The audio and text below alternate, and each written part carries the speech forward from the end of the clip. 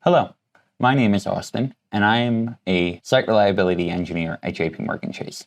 I'm here to talk to you today about what are SLIs and why should I care. Let's go ahead and get started.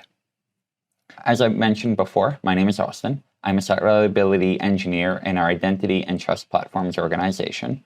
I am also a former private cloud engineer and an open source contributor. You can find me online at @adkrauza on Twitter, on LinkedIn at @Krauza, and finally by email at austin.krauza@jpmchase.com. Now, I do have to mention before we continue for my legal team that the opinions and comments are those of the speaker and do not represent those of JPMorgan Chase. Let's go ahead and get started. Metrics and systems are all around us, right? And we as human beings interact with systems all day long, whether or not we realize it. So this photo I took earlier in the week of a bagel store I frequent in Jersey City every day that I'm in the office, called Wonder Bagel. What metrics can we find within this picture? Well, first, we have the number of employees servicing our customers. That's Sammy and another crew member behind the counter taking orders.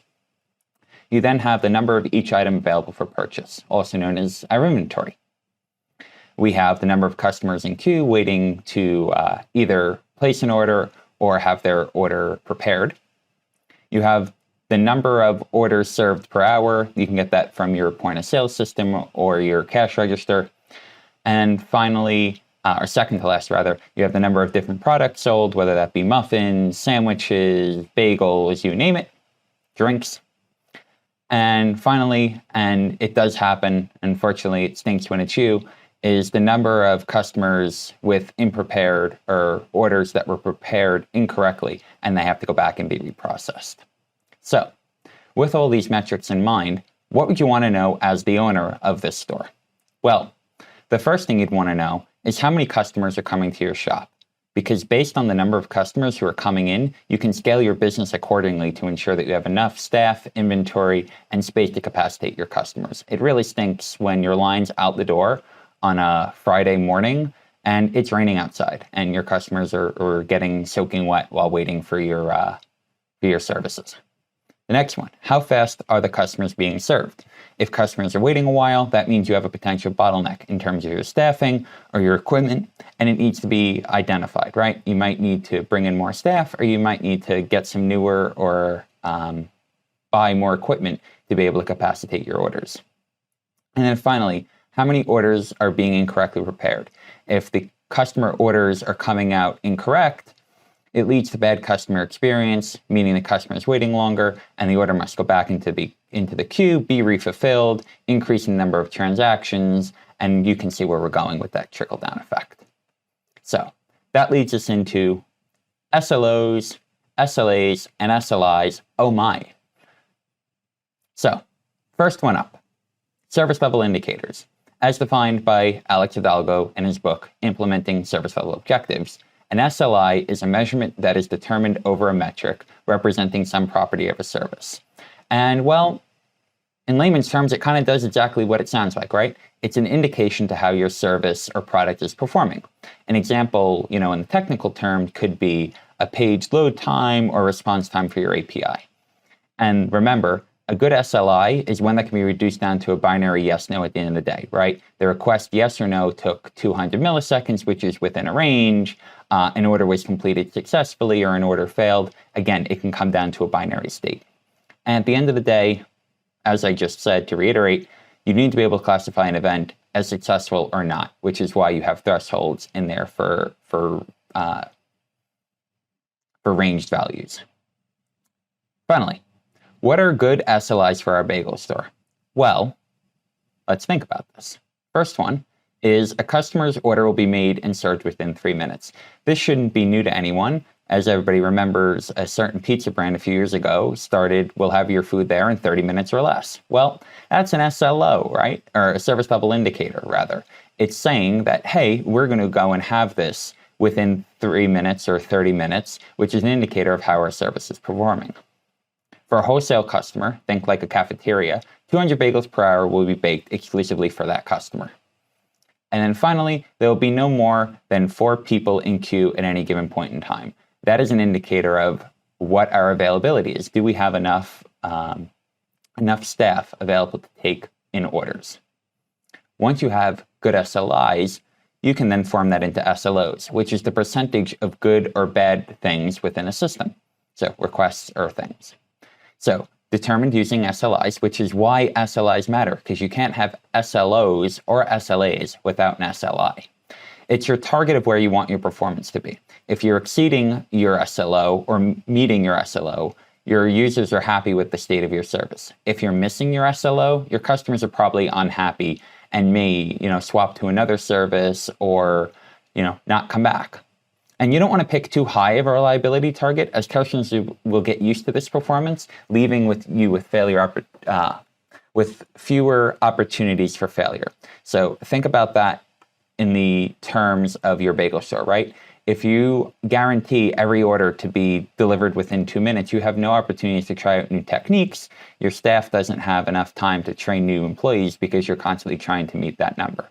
And that bottom chart kind of shows you this, right? For every 9 that you add on, you're taking on additional cost, whether that cost be in terms of people, whether that cost be in terms of hard dollars.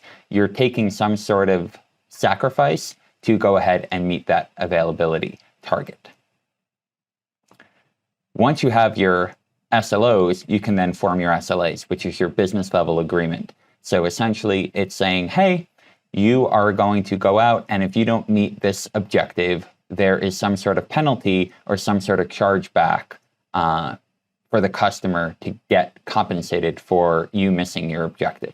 And that's kind of where people often get confused. A lot of people don't have service level agreements, they have service level objectives, right? So if you say that a request in the HR system will be processed within 3 days, you don't have an SLA rather, unless you plan on compensating the customer who opened that request for breaching that threshold of time to perform that HR action. So just keep that in mind as you use this terminology, because words matter. So finally, how did we get here? Well, there's a really cool framework, and it's called VALET, that kind of helps us go through and understand what our service level objectives should be and how we can get started with them. VALET is an acronym that stands for volume, availability, latency, errors, and tickets. And it kind of makes a lot of sense, right? It was established in the O'Reilly SRE workbook as a method to start exploring service level objectives for an application or any type of system. Volume, the number of transactions that are being processed by a system at any given point in time. Availability, is the service working and available to accept new transactions for processing? Think of that as how many people you have waiting in line. Latency, how long are you taking to fulfill your orders and your requests? Errors, how many transactions or how many orders weren't completed and had to be reordered and recompleted to satisfy that customer.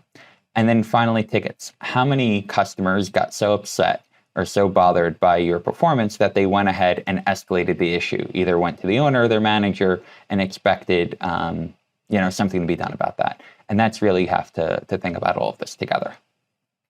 Finally, what is your customer's experience? How are your customers using your product and services? One of the things to keep in mind about your customer experience is that not everyone will use the service as designed. And think about this.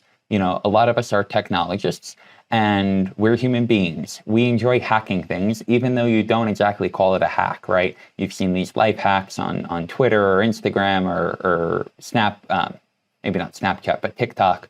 You can go do this to get that.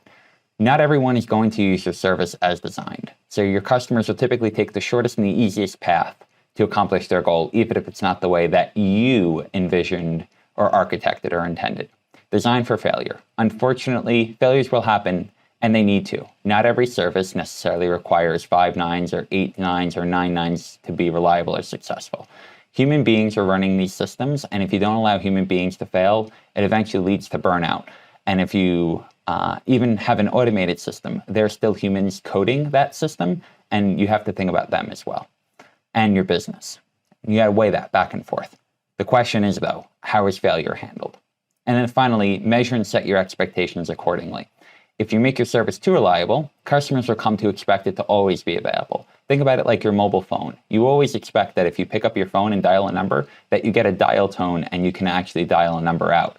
However, your wireless provider might only guarantee you 2 nines of availability, but you've come to expect that anytime you make a phone call, you can get a phone call out.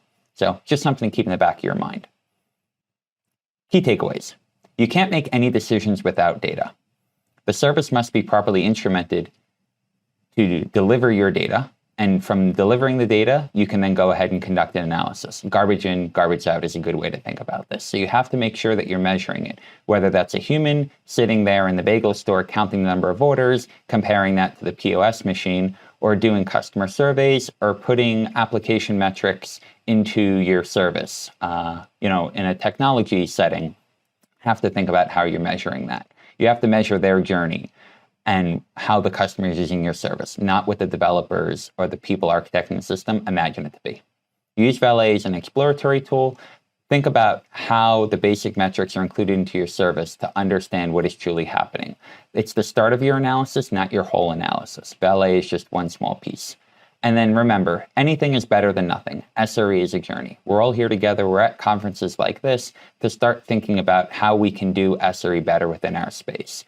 So take what I'm talking to you about today, go back into your organization, and start developing your own little framework. And from your own little framework, you can start building out your larger SLOs, SLAs, and SLIs, and continue on your journey. Thanks for listening. As always, JPMorgan Chase is hiring, especially site reliability engineers, as well as technologists of all shapes and sizes.